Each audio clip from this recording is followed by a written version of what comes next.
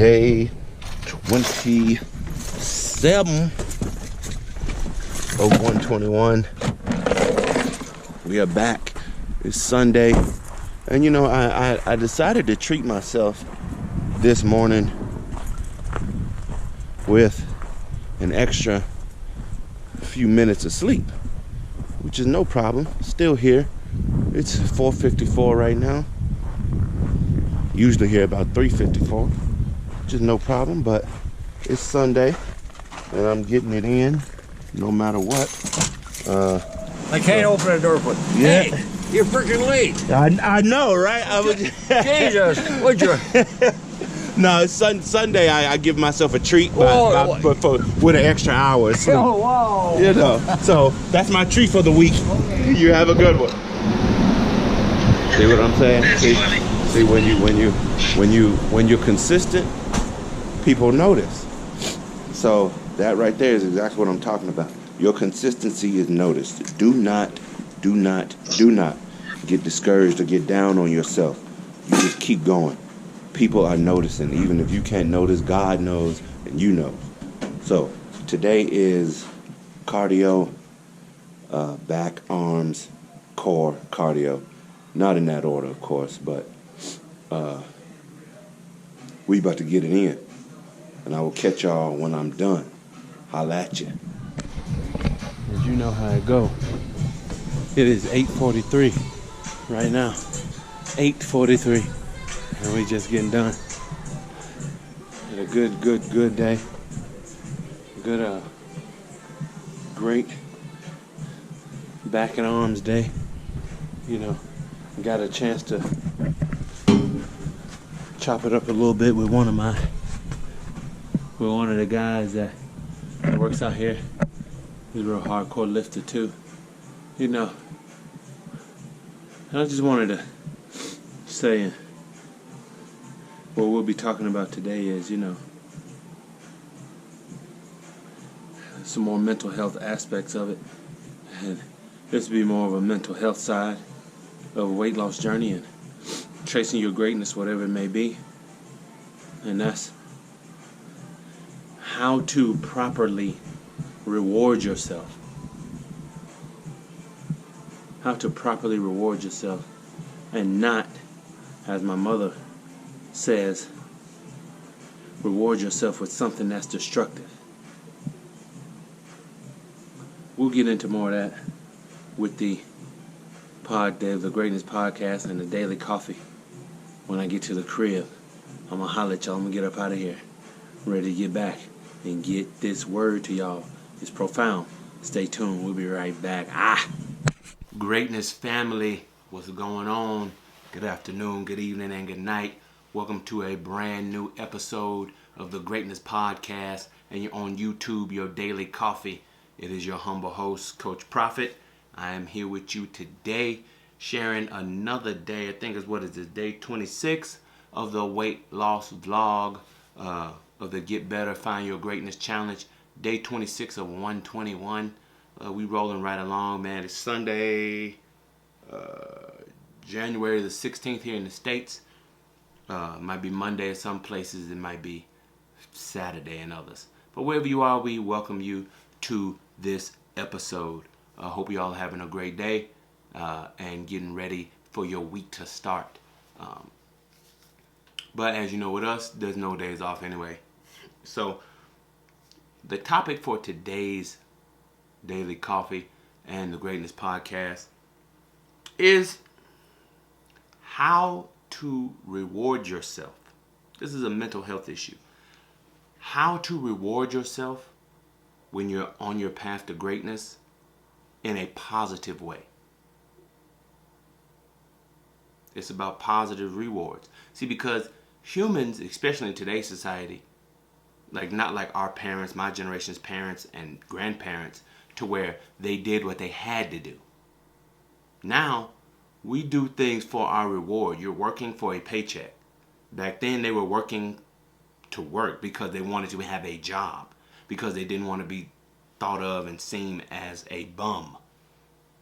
They were working to work. Of course, yeah, they were making money, but having a job was the proud part. Like, oh, where you work? I work somewhere. They never ask how much. Now they say, how much money you make?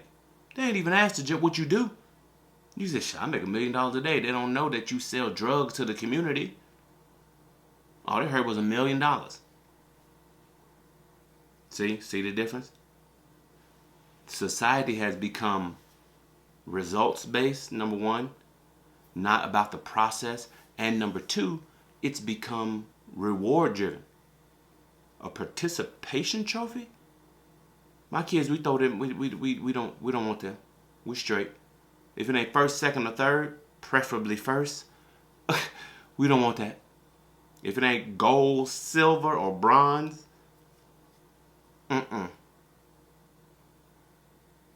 because I'm teaching my kids to be the best.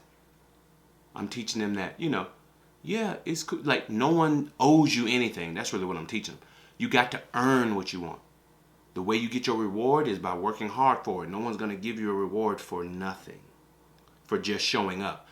Like my dad said, you want a cookie? You want a Superman pen, a Superman medal for doing what you're supposed to do?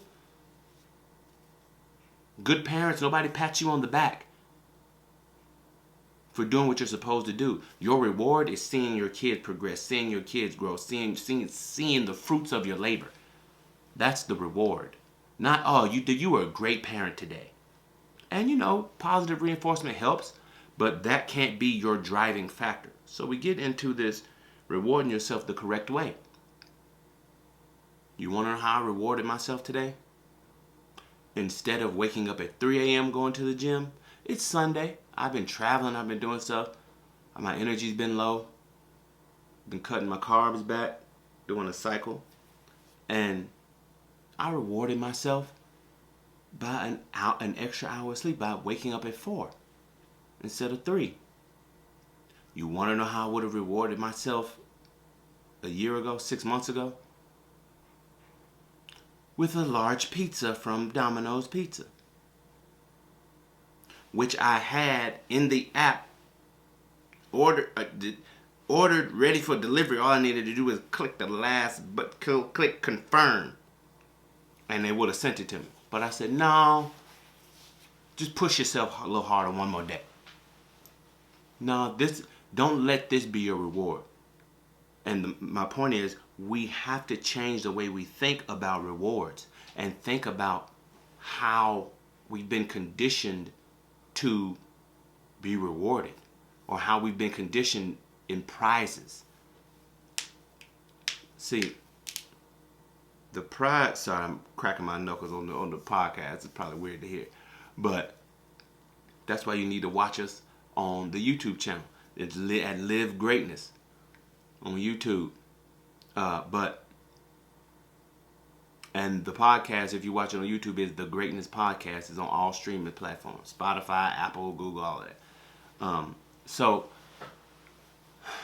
getting back to the point is where I would have rewarded myself and still struggled with it as of last night. Oh, the NFL playoffs are on this wild card weekend. My Patriots were playing, and we got our butts beat. Patriots were playing.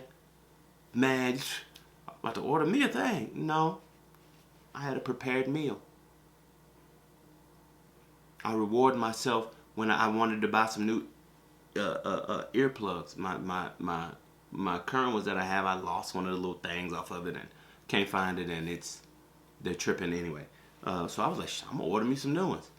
I said, no, let me look and see. I haven't earned that yet. I haven't earned a new pair of headphones yet. Let me get in here and look to see. I found 2 pairs of Beats, a pair of JBLs, and my and 2 JBLs and 2 pairs of Beats that I had just laying around the house. Wasn't even using them. So I'm saying that to say, take a step back. Don't let your rewards be impulse. Plan your rewards. Have your reward at the end of something that's hard. Don't have your reward to say, okay, or have your reward to reflect what the work you put in. Don't say, you know what, I'm going to go to the gym for the next 2 days, and then I'm going to go and have me a cheat meal. It's not cheat meal time. My thing is, I have a cheat meal once a month. Some people cheat once. Everybody's goals are different.